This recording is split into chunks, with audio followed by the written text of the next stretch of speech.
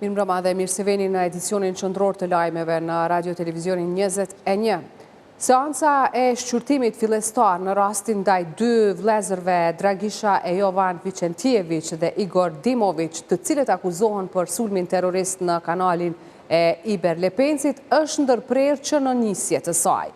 Mbrojtësi i të akuzuarit Jovan Vicentijević, avokati Nebojša Vlajić, ka kërkuar që prokurori Bekim Kodraliu të përjashtohet nga lënda, duke pretenduar se ai ka qenë i anshëm dhe nuk ka pranuar asnjë kërkesë të mbrojtjes gjatë procesit hetimor. Me këtë propozim është pajtuar edhe avokati Miloš Delić, i cili po ashtu kërkoi shtyrje të seancës. Kërkesa e mbrojtjes për përjashtim të prokurorit special Bekim Kodraliu ka bërë që të ndërpritet seanca e shqyrtimit fillestar për tre të akuzuarit në rastin e sulmit në kanalin Iber Lepenc në barak të Zubin Potokut, e cila u mbajt sot në gjykatën themelore në Prishtinë. Mbrojtja e të akuzuarve, Dragisha e Jovan Vicentijević, kërkesën për përjashtim të prokurorit e paraqiti me arsyetimin se gjatë fazës hetimore nuk janë ndërmarrë veprime të plota për mbledhjen dhe administrimin e provave të propozuara nga mbrojtja. Vlajić kërkon përjashtimin e prokurorit Kodraliu nga ky rast.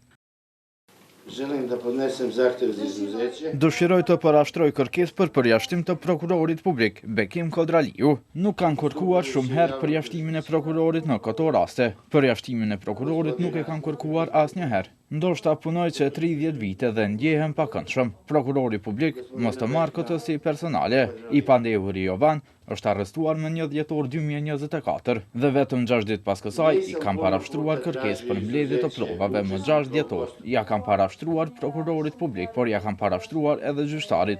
Të dy provat ja kanë rrëzuar të dyve. Mbrojtësi i Vicentijevićit shtoi se mosveprimi i prokurorisë ka sjell humbjen e disa provave përgjithmonë. Në këtë mënyrë, prokurori publik e ka shkelur dispozitën e procedurës penale, e cila thotë se është i obliguar të vërtetoj faktet që shkojnë në dobi apo në dëm të pandehurit. Disa prova janë humbur përgjithmonë. Askush nuk është i obliguar të ruajë incizimet një vit, nëse dikush nuk ja urdhëron këtë. Për këtë ekzistojnë arsye të rëndësishme, të cilat nxisin dyshimin në paanshmërinë e prokurorit publik, sepse veprimi drejtanishëm nuk ka qenë i paanshëm. Në bazë të procedurës, dispozitat për përjashtimin e gjyqtarit zbatohen konform dhe për përjashtim të prokurorit. Me kërkesën e kolegut të tij u pajtua dhe mbrojtësi të akuzuarit Dragisha Vicentijević, avokati Miloš Delić, i cili tha se deri tani prokuroria nuk ka vepruar sipas kërkesave që ai ka parashtruar. Nažalost, moram da se pridružim. Më duhet i bashkangjitem kolegut, pasi edhe unë më 11 dhjetor 2024 kam parashtruar kërkesën që të dëgjohen 4 dëshmitar. Kam kërkuar që të mblidhen video incezime nga kamerat e 2 objekteve, nga banka Kep në Zubin Potok dhe nga stacioni policor në Zubin Potok, 1 orë pas sulmit. Kërkesës për përjashtim të tij nga ky proces gjyqësor u përgjigj prokurori Bekim Kodraliu, i cili tha se sulmi terrorist ka qenë profesional dhe i koordinuar në mënyrë të përsosur. Kodraliu paraqiti 5 rastet kur mund të kërkohet përjashtimi i prokurorit, qoftë edhe lidhje interesi për të cilën tha se nuk ka. Unë i ndëgjova me vëmendje. Ja sam pažljivo slušao kërkesat e palës mbrojtëse. Stranke branioca. E di që ndoshta nuk ju pëlqen. Znam da možda im se ne sviđa. Hetimi që unë kam zhvilluar në këtë rast. Istraga koju sam ja vodio u ovom slučaju. Por i njoftoj palët. Obaveštavam stranke. Që sulmi terrorist ka qenë sulm profesional. Da teroristički napad bio je profesionalan. Dhe ka qenë i koordinuar në mënyrë të përsosur. Provat të cilat i ka propozuar mbrojtja e të pandehurit Jovan Vicentijević, okrivljenoga Jovana Vicentijevića. Unë i kam analizuar ja sam te dokaze dhe i ndëgjova dhe sot. Më pas, gjyqtari i çështjes Vesel Ismaili deklaroi se me paraqitjen e kërkesës për përjashtim, ligji obligon ndërprerjen e çdo veprimi procedural deri në marrjen e vendimit përfundimtar. E paraqitjes së kërkesës për përjashtim qoftë gjyqtarit apo prokurorit, menjëherë duhet ndërpritet çdo veprim procedural në një çështje juridiko-penale derisa shërtohet dhe merret vendim lidhur me kërkesën e parashtruesit. Prokuroria Speciale e Kosovës më 9 dhjetor 2024 ka ngritur akt akuzë ndaj vëllezërve Dragisha e Jovan Vicentijević dhe ndaj Igor Dimović, të cilët ngarkohen për sulmin e 29 nëntorit të vitit 2024 në kanalin e Iber Lepencit në Varak të Zubin Potokut. Në gjykatën themelore në Prishtinë është anuluar edhe seanca ndaj të akuzuarve Zoran Kostić dhe Dragan Milović, të cilët akuzohen për krime lufte në Kosovë. Nga zyra e gjykatësit Lutfi Shala njoftuan se pala mbrojtëse ka dorëzuar prova të reja voluminoze, të cilat kërkojnë kohë për t'u përkthyer. Sipas akt akuzës, Kostić gjatë luftës në Kosovë si pjesëtar i forcave policore serbe ka marrë pjesë direkt në sulmin kundër popullsisë civile shqiptare, konkretisht familjes Ujkani. Kostić në bashkëkryerje ka marrë pjesë në plaçkitje të shtëpive, vrasje të civilëve të parmatosur në fshatin Reznik të familjes Ujkani, ndërsa me qëllim të zhdukjes së provave janë ndjegur shtëpitë dhe kufomat e familjes Ujkani. Ndërsa i akuzuari Dragan Milović gjatë kohës së luftës në Kosovë si pjesëtar i forcave policore serbe bashkë me të tjerë me forcë i ka ndërguar diku 20.000 banor civil të vushtrisë tek varrezat e qytetit dhe aty i kanë maltretuar, rrahur e torturuar.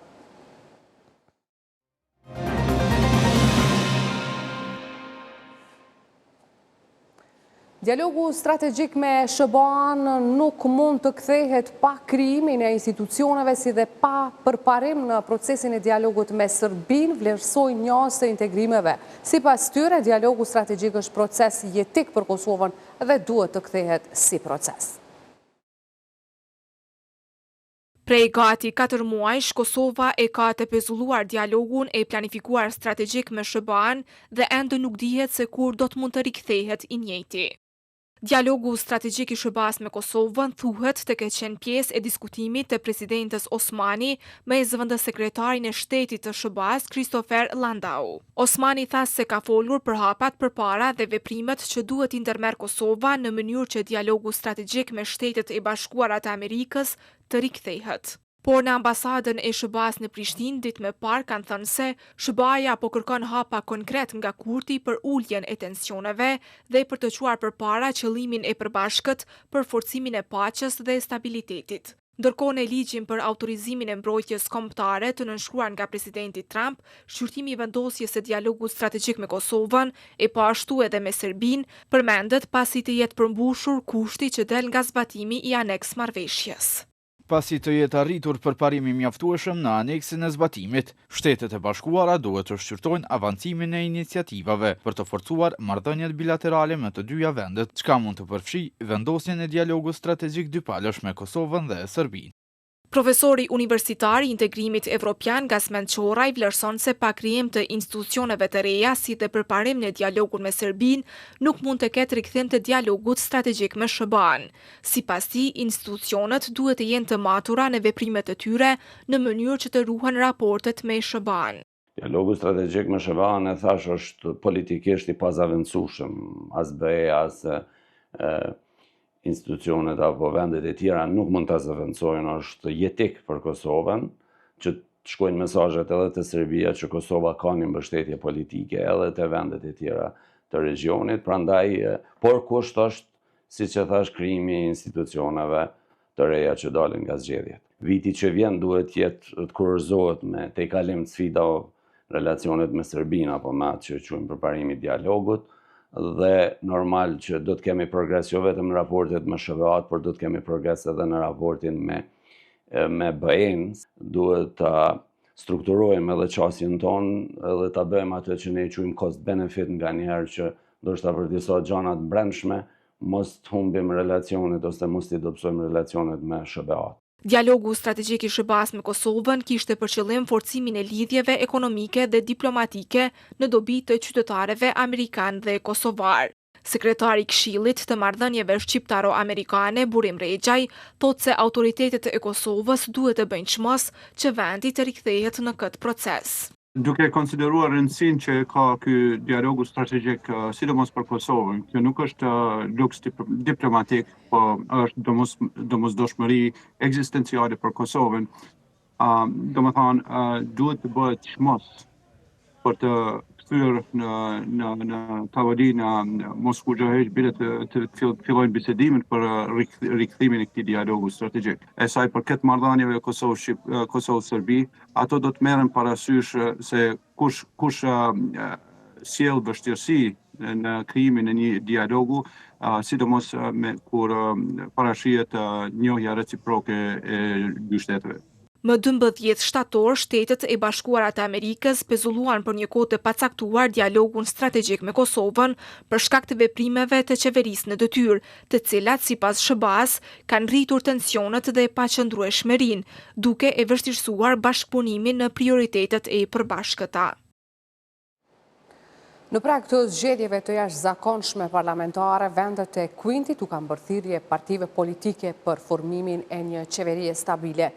Mbretëria e Bashkuar, Franca, Gjermania dhe vendet e tjera presin që më 28 dhjetor Kosova të zhvillojë një proces zgjedhor të lirë, të ndershëm dhe demokratik. Ambasadori i karrierës Albert Prenkaj vlerësoi se thirrjet e tilla janë sinjal se faktori ndërkombëtar po kërkon që sa më parë të rikthehet bashkëpunimi.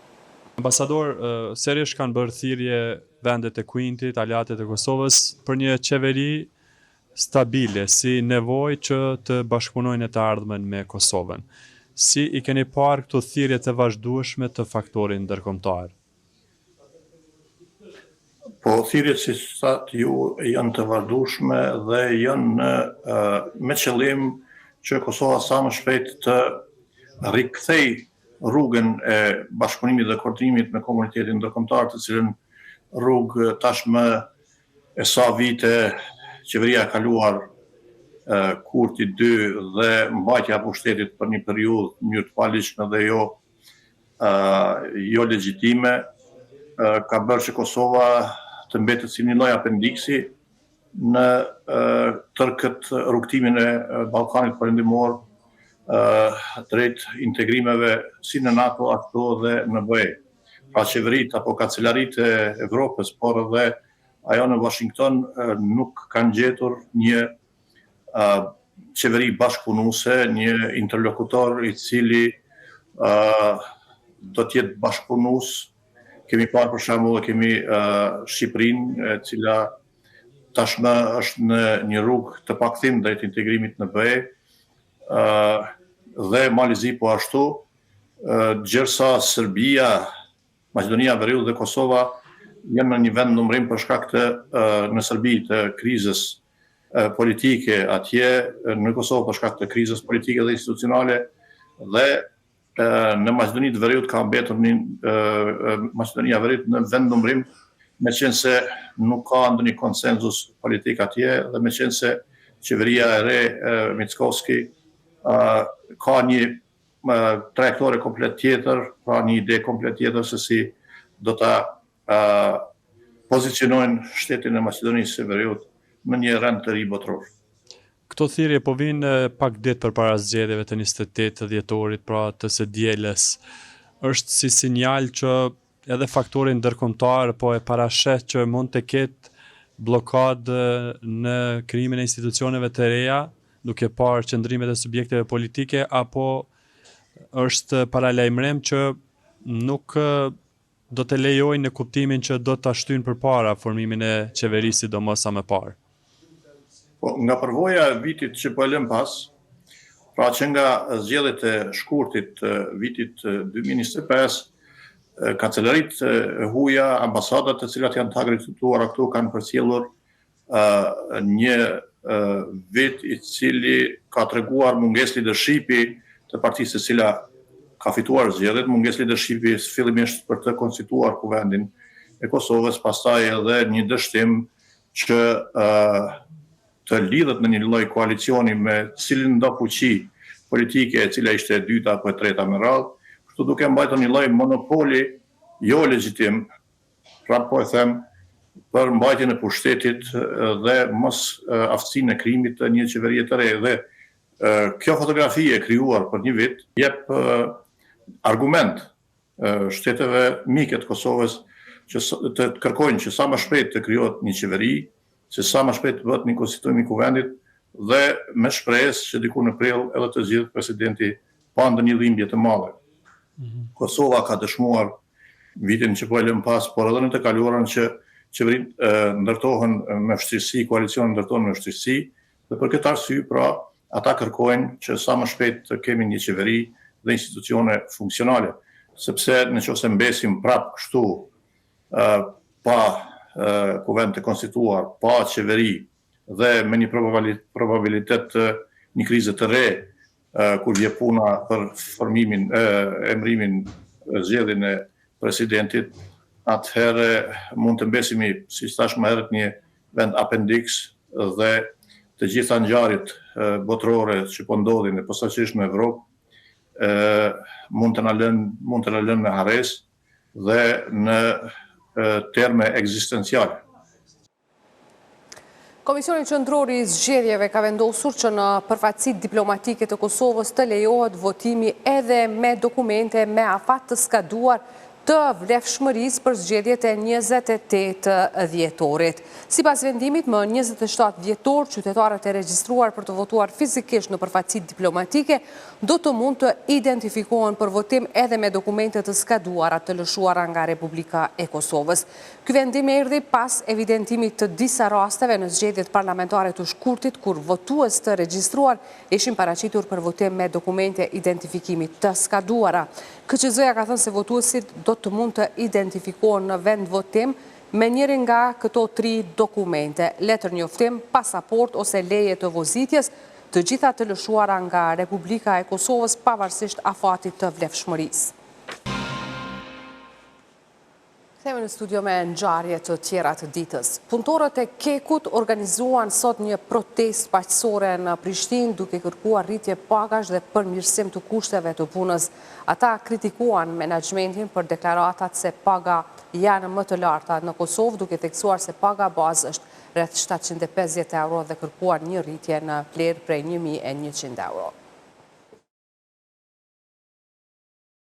Punëtorët e Kekut kërkuan trajtim të drejtë për përgjegjësitë dhe rrezikun që barti në punë. Ata theksuan se pagat e menaxhmentit janë shumë më të larta, ndërsa punëtorët përballen me kushte të vështira.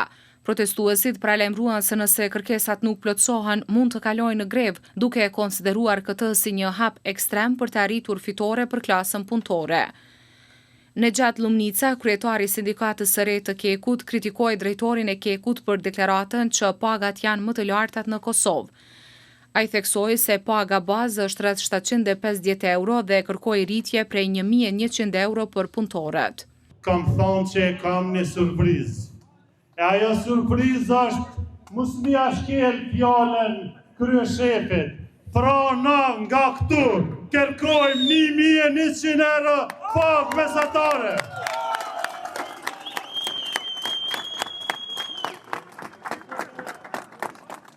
Për të met kjo pagë mesatare 1100 euro duhet të shtohen edhe 350 euro për secilin punëtor në bazë të pagës mesatare.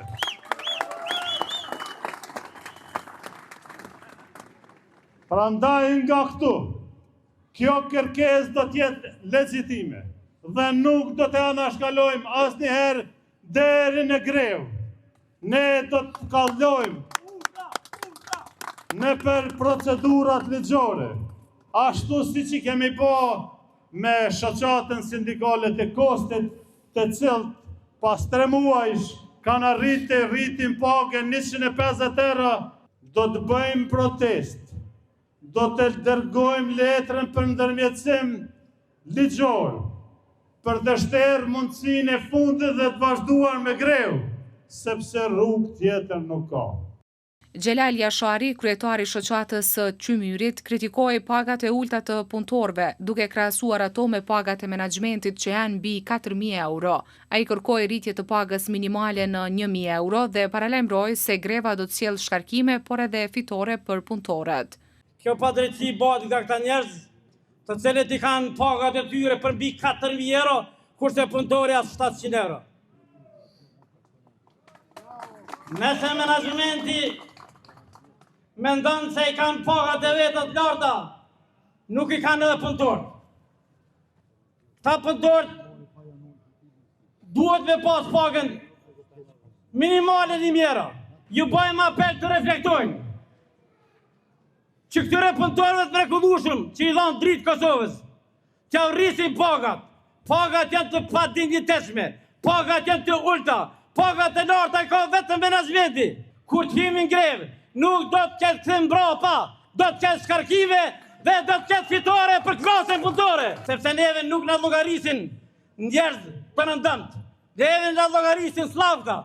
Është e turpshme, është marrë. Punëtori i Kekut, Arif Midolli, paralajmëroi se nëse kërkesat nuk plotësohen, mund të arrijnë deri në grevë, duke theksuar se kjo formë nuk është e favorshme për askënd, përfshir punëtorët, pasi ndihen të pambrojtur nga menaxhmenti dhe nuk kanë mbështetje nga populli. Kërkojnë rritjen e pagave edhe ato që e kërkoj sindikata ligjërisht. Mos na shtin më të qia në shku deri te griva. Se nuk është favor edhe për ta griva. Jem vetëdijshëm se çka janë të bëjë stafi menaxhuar. Për ne. As kemi mbrojtjen, as kemi sa. Reduktimet e shpeshta dhe të gjata të energjisë elektrike të ditëve të fundit po irritojnë dhe revoltojnë qytetarët, shto këtu kur këto reduktime po ndodhin në kohë dimri.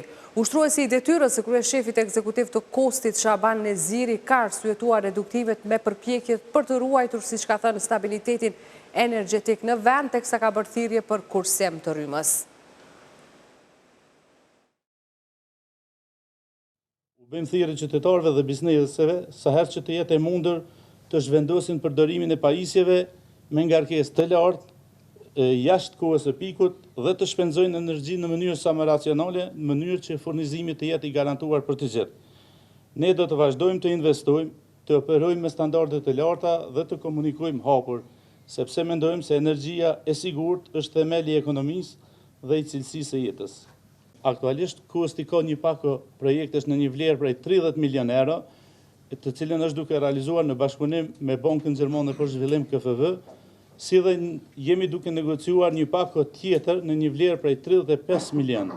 Këto investime pritet të rrisin kapacitetet transmetuese në të gjithë vendin dhe të krijojnë hapësirë reale për integrimin e burimeve të reja të ripërtërishme për një siguri më të lartë operative dhe për më pak kufizime teknike.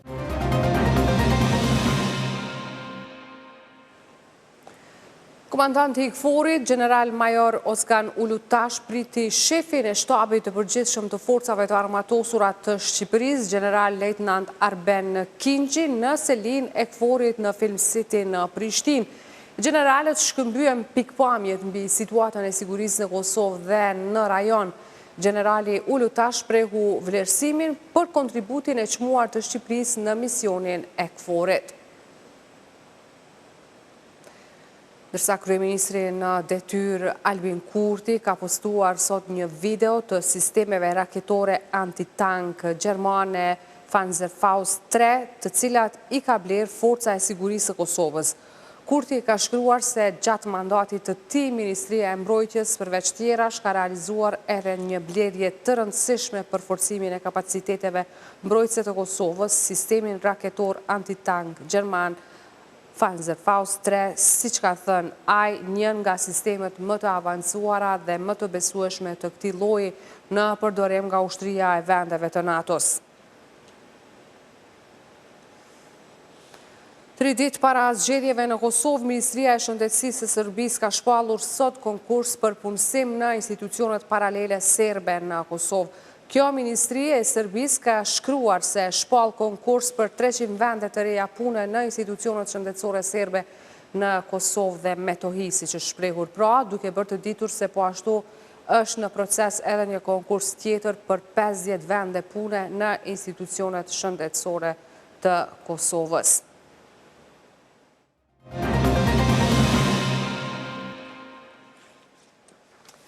Nga janari vitit të ardhshëm pritet të hyjë në fuqi ligji i ri për tatimin në pronë, i cili u miratua në vitin 2024 dhe i njëjti u prolongua për vitin 2025 pas një vale e reagimësh. Deri në 200% pritet rritje e tatimit në pronë nga janari 2026 për bizneset komerciale. Një rritje e tillë po konsiderohet si e papërballueshme dhe dëmshme jo vetëm për qytetarët, por edhe për bizneset. Nga 1 janari, sipas ligjit të ri, do të nisë të zbatohet norma progresive e tatimit në pronë. Në bazë të ligjit pritet që pronave komerciale të rritet tatimi, siç thuhet deri në 200%. Në këtë situatë, kryetari i Odës Ekonomike të Kosovës, Lulzim Rafuna, përmend ambientin e rënduar në Kosovë për bizneset.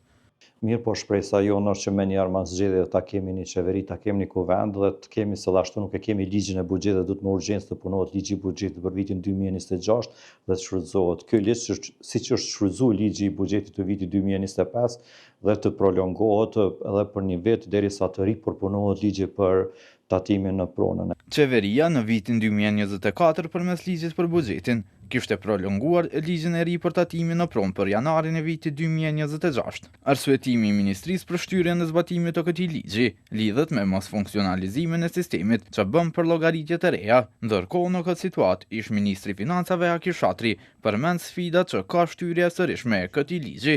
Që është jo normale sepse me një ligj tjetër nuk mundesh me ndryshu dispozitat të një ligji tjetër. Prapë e kom po që në projekt buxhetin që e kanë dorëzuar në kuvend për vitin 2026 e kanë shkruar në nen ku duket se ju ka mund shmenja me prolongu edhe në vitin 2026. Mirë po, nëse nuk formohen institucionet, nëse nuk merret ndonjë vendim përkatës, atëherë do të thonë prolongimi i tij mundet me kalu në atë fushën e kohës kur tatim paguesit e tatimit në pronë ju vjen afati i pagesë kistës parë.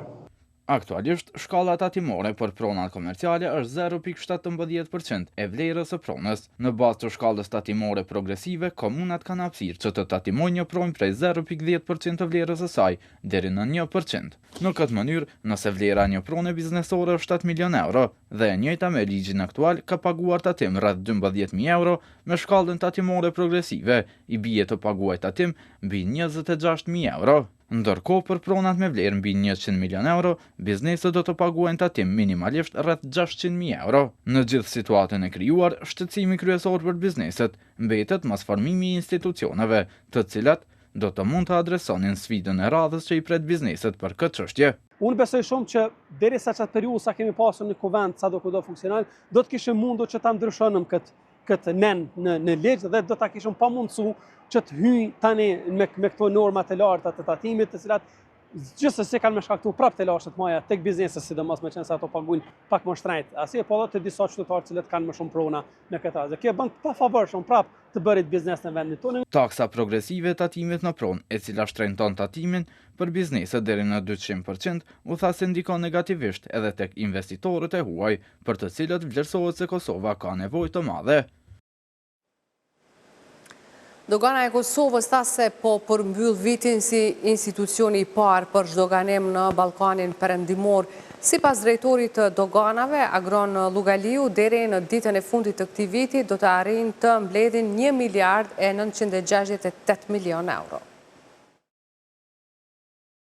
Dogana e Kosovës gjatë vitit 2025 ka mbledhur 1 miliard e 968 milion euro, tha drejtori i këtij institucioni, Agron Lugaliu. Ai tha se kjo shumë është 135 milion euro më shumë se sa në vitin 2024 dhe 75 milion euro më shumë se sa në projekcionet e bëra në fillim të vitit 2025.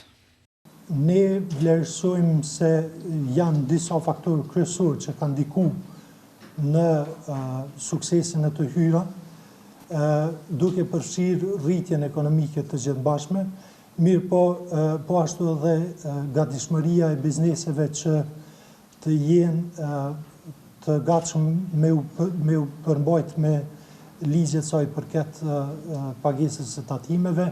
Llugaliu foli edhe për bilancet tregtare gjatë vitit 2025, ku tha se Kosova ka eksportuar mallra në vlerë prej 929 milion euro. Kosova ka eksportuar më së shumti në Shqipëri me 157 milion euro, pasuar nga Maqedonia e Veriut me 136 milion euro. Ndërkaq, vlerësohet se Kosova ka importuar më së shumti mallra nga Gjermania në vitin 2025, plot 965 milion euro. Ai shtoi se dogana e Kosovës gjatë vitit 2025 ka pasur përmirësim të vazhdueshëm në luftimin e ekonomisë jo formale. Me që kjo në këtë vit arrin në vlerën 42 milion krahas 32 sa ka qenë vitin parapak. Pjesë e konferencës ishte edhe ministri në detyrë i financave Hekuran Murati, i cili përgëzoi doganën e Kosovës për performancë pozitive, derisa tha se vendi po i afrohet shifrës rreth 1 miliard euro eksporte. E kjo i bjen që edhe ne projekcionet tona si Ministri e Financave do të me fillu edhe me i rikalibru, pra, me i përshtat me tempon e re të doganës. Po besoj edhe suksesi saj përket rritjes së eksporteve, pra paraqet një trend të theksuar dhe një dallim të theksuar këto 5 vitet e fundit në raport me 5 vitet tjera paraprake, pra tashmë jemi afruar shifrës prej 1 miliard euro. Produktet që më së shumti po eksporton Kosova janë mobiljet, produktet të ndryshme të plastikës, mineralet, xehet, pije dhe ushqime të ndryshme. Për informacionet më të fundit, klikoni në portalin tonë RTV21.tv si dhe në adresat e rrjeteve tona sociale. Mirëmbëngjes.